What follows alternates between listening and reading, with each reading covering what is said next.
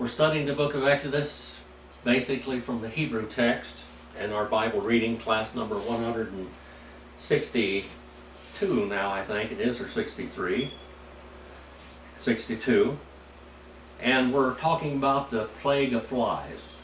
And as I was talking about the last message, we were talking about I was born in a very poor situation. We were in California. We were Oklahoma Indians that moved to California to get away from the persecution there, and so that we could own land. They had taken all of our land away in Indian Territory in Oklahoma, and we were very poor. My grandmother took in laundry, and my mother worked in a little store, and before that she had gone out and picked peas and potatoes and cotton and everything, and I learned to walk in a cotton field, following my grandmother. And then as soon as I got big enough to understand anything, and that was pretty young actually, I started picking cotton myself, and I learned how to walk. I was crawling in a cotton field, and I began to walk in a cotton field. And my grandmother sewed a couple of toe sacks together that we had potatoes or onions in. We'd get that, and anyway, I was very proud of filling my little sacks up, picking cotton with my grandmother. My grandfather was very ill. He'd go out to the fields with us, but he just sat in the car. And the temperature was 120 to 130 degrees. And there wasn't any shade. We didn't have any water or anything. They didn't have bathrooms for us, anything like that. You just hid between the cotton rolls if you had to go to the bathroom or relieve yourself. Very poor. Very poor. We were not on welfare. We didn't have any help at all. We did it. And my grandfather used to say, "Don't tell anybody you're Indians." But when I went to school, I was so dark black hair with dark brown eyes, almost black eyes.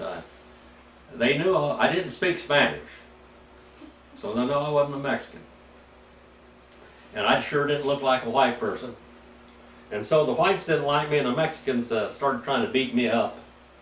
And I whipped a family of 5 one day, the first day of school, and then they followed me home. I had a brand new bicycle, and new shoes, and new pants, and new clothes. The only shoes I ever had. They followed me home and were going to beat me up, and then they followed me to this shack. These were Mexican boys. Their father was a labor contractor. Their name was Saldana. They were going to kill me because they thought I was some rich kid, and here I'd come to school with this bicycle and everything. One of my mother's boyfriends bought the bicycle for me. And they saw the living condition with no door on the house. There was just a tarp there, and this shack with a dirt floor. And a fire outside with my grandmother boiling clothes in it and rubbing them on a rub board and hanging them up and then ironing them with flat irons for somebody else. They said, "Are you hungry? Why don't you come over to our house?" So I went to them. Now they weren't wanting to kill me. And so we went over to their house, and they were making tortillas, and they had beans, and I never saw a tortilla before. You know, you didn't see things like that, did you, Mary? Not back in the 40s and early 50s. You didn't see tortillas in the store. You didn't see them. And so their aunt showed me how to make tortillas. And I had 2 or 3 tortillas and beans. I was hungry.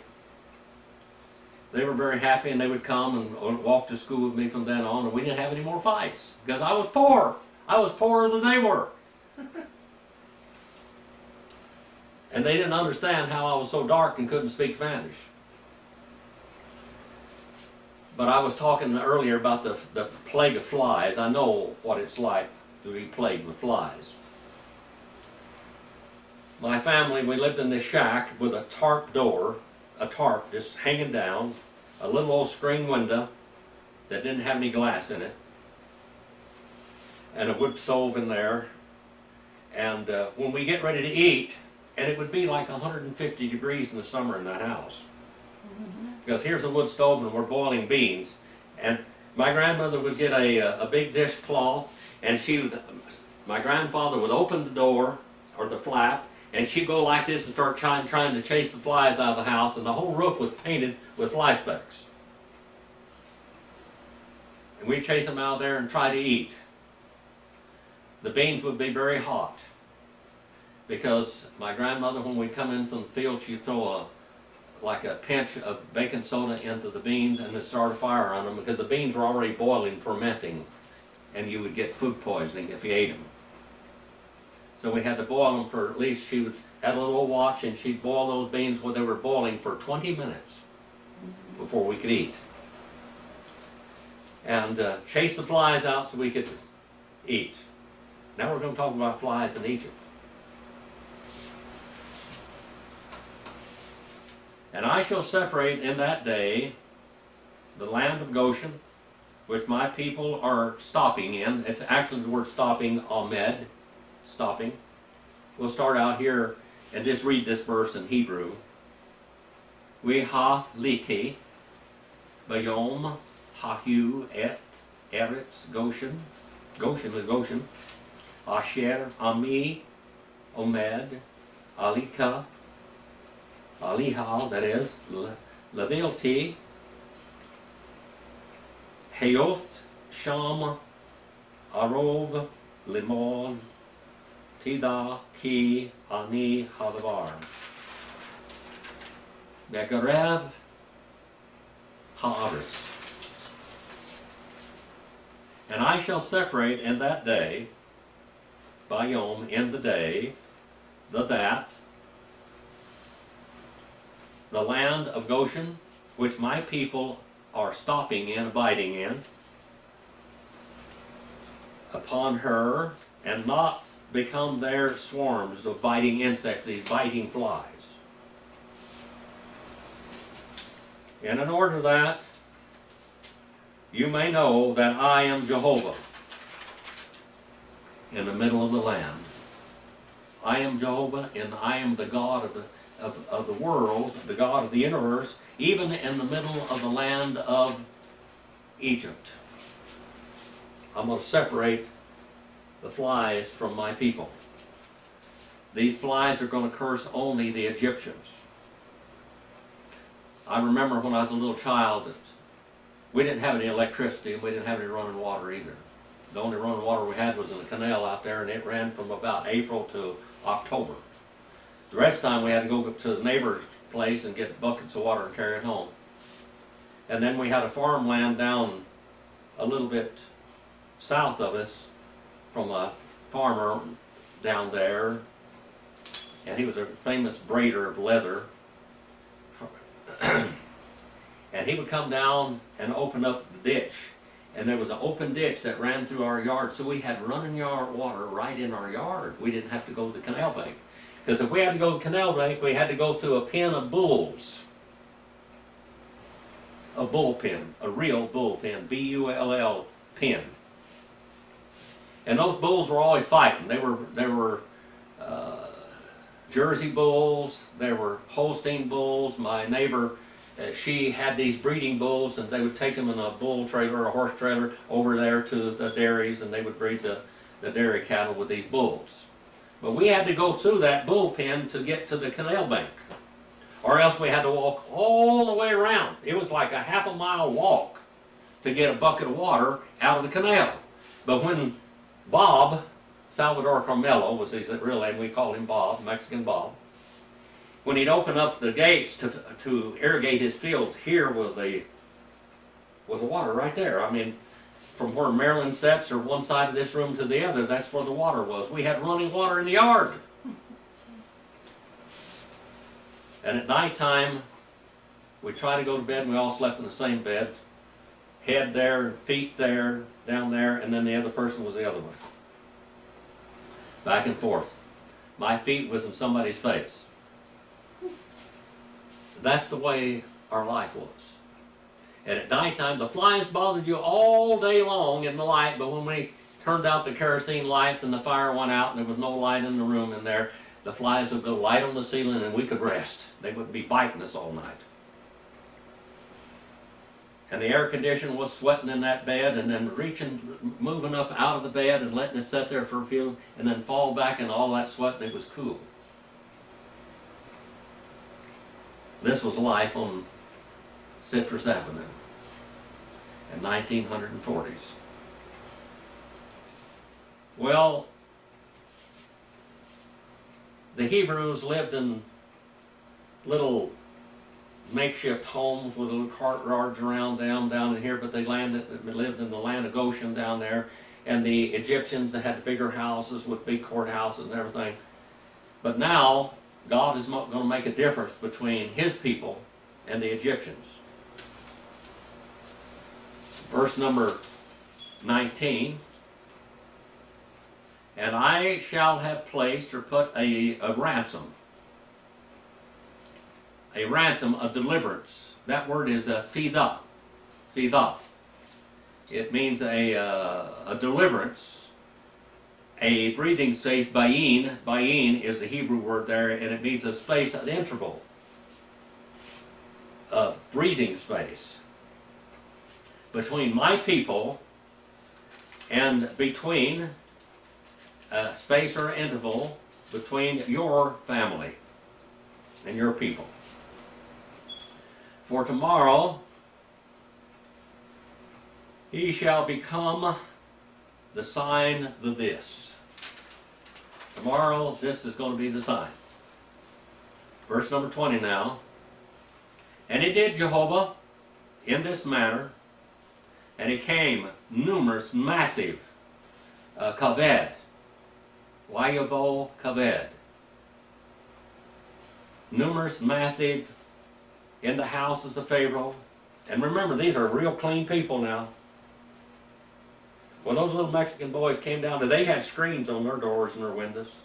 They didn't have any flies in their house, but when they walked into my house and saw that one bed there, that brand new bicycle sitting out there that my mother's boyfriend had bought for me, and the only thing when I got home, I put on overalls and I didn't have shoes on my feet. I only wore the shoes to school. So I followed them at home in my overalls and my bare feet. And they never saw anything like that before. I'll tell you what, we came from a land that had all been ours at one time, but was taken away from us. And we wanted to come out to California and to live someplace that we could own the land. And my first thing that my grandfather and grandmother did was to buy this 1 acre piece of ground. It had nothing on it. My grandfather built that shack out of boards that had floated down the canal that somebody had thrown in the canal, out of boxes or whatever, and he nailed them together, all with used nails that he straightened out, and pieces of tin with holes in it. You could look up and see the stars at night through the holes, and when the rain came, it did the same thing. They put tar up there, but it would always leak, drippity, drippity, drip. But I loved to hear it rain, even though it was leaking on me, because I loved the sound of the rain. Into his house, Pharaoh, and the house of his servants, his slaves, Abadah. Now it talked about his family, and then his slaves. And unto the land of Egypt. And she kept on being destroyed, marred, disfigured. The land kept on being disfigured from the face of the flies. By reason of the flies, Methane, before the face of the flies.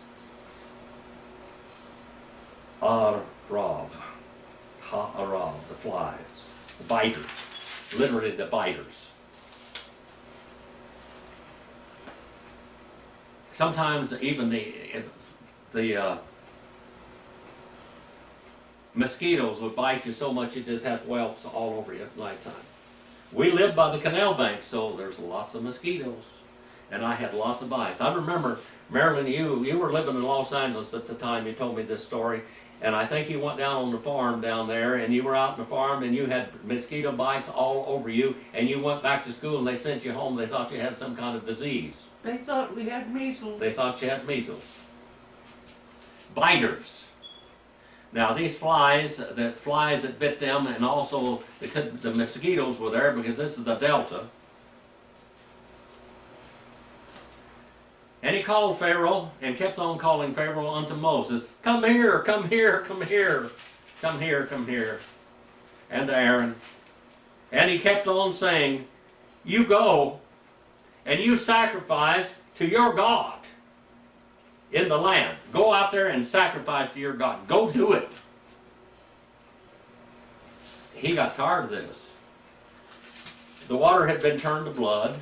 His magicians threw their rods down, and they became leviathans or dragons, and Aaron's rod became a dragon and swallowed them up, and said that God said that I am the God of Egypt. That scepter you had there, those rods that you threw down there, which are signs of authority. I am greater than all gods. Turned the water into blood. Their life-giving water, they could not drink, they could not take a bath in it. And that went on. Then he struck the ground and turned it into crawling lice-type gnats that bit them, and then the biting flies, and the mosquitoes biting them. And he said, get out of here, take your flies with you, go. And he said, Moses, not is admissible or permitted or established. Nakom is the word. Wayomer Moshe lo nakom. And he said and kept on saying, Moses, it is not permitted. He wanted them to sacrifice in the land. He didn't want them leaving the land. He wanted them to sacrifice there to their God. Not is permitted to do so or to perform. Thus, for an abomination, a violation, it is forbidden, verboten. The Egyptians, that we sacrifice to Jehovah, our God. In other words, what we're going to sacrifice to Jehovah, our God, is not permitted among the Egyptians. The Egyptians are going to be insulted by this, and they're going to want to kill us. I am Jehovah in the midst of the land. And I want my people to go out there away from you to sacrifice and to worship me alone and not be disturbed or watched.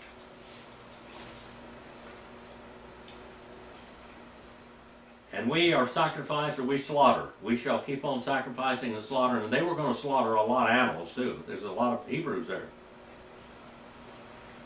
They're going to keep on slaughtering and sacrifice the abomination, that which is forbidden among the Egyptians, before their eyes.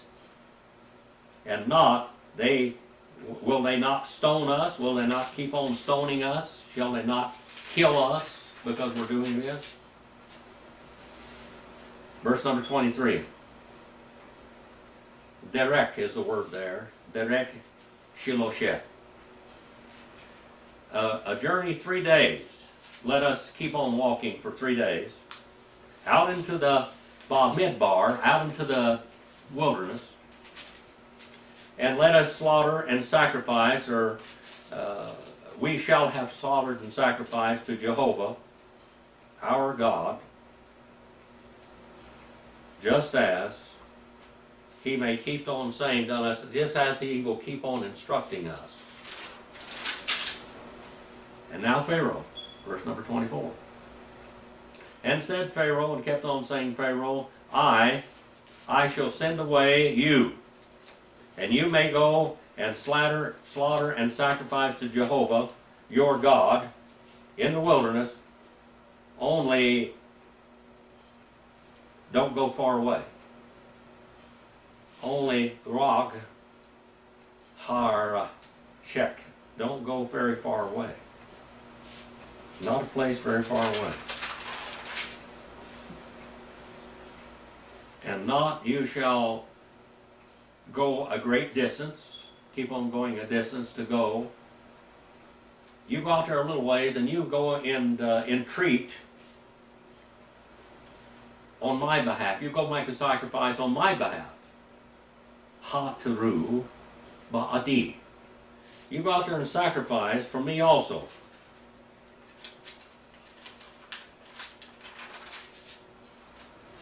And he said, Moses, and kept on saying, behold, I'm about to go out. To be going out from you, and to entreat, to intercede unto Jehovah for you. And he shall depart of the flies from Pharaoh. These biters shall have departed from Pharaoh, and from his servants or slaves, and from his family, and from his people. The word people there means family. It's ami. You mean amu. Tomorrow. Only not, he continued, Pharaoh, to deceive, to mock. Pharaoh, don't keep mocking and deceiving me. Don't do that. Don't keep on deceiving us. You're mocking God, and don't mock God.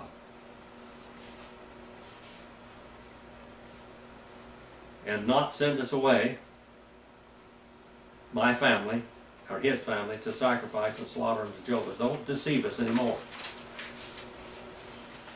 And he performed and made Jehovah according to the word of Moses. And he departed and turned aside the flies from Pharaoh and from his slaves and from his family. And not there was left one fly, one biter, in all the land of Egypt. Now, and he made heavy, he made hard, he made stubborn, he hardened. Pharaoh kept on hardening his heart. Also, in the time or in the occurrence, this and not, he had sent away the people. He did not send away the people.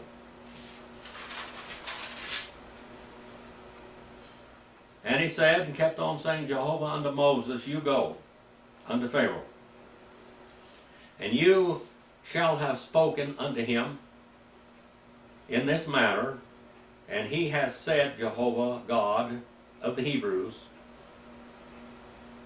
you send away my people, that they may serve me. And again, the word is in the middle voice for themselves. They want to serve me. Because if refusing for you to send away, literally it means to shoot away them, he said, I want you to shoot them out there. I want you to shoo them out there. I want you to make them go out there. And still seizing onto them. I want you to turn them loose and not keep on holding on to them. Don't seize them. Don't snatch them as we go. Leave them alone. 9 and verse 3 now.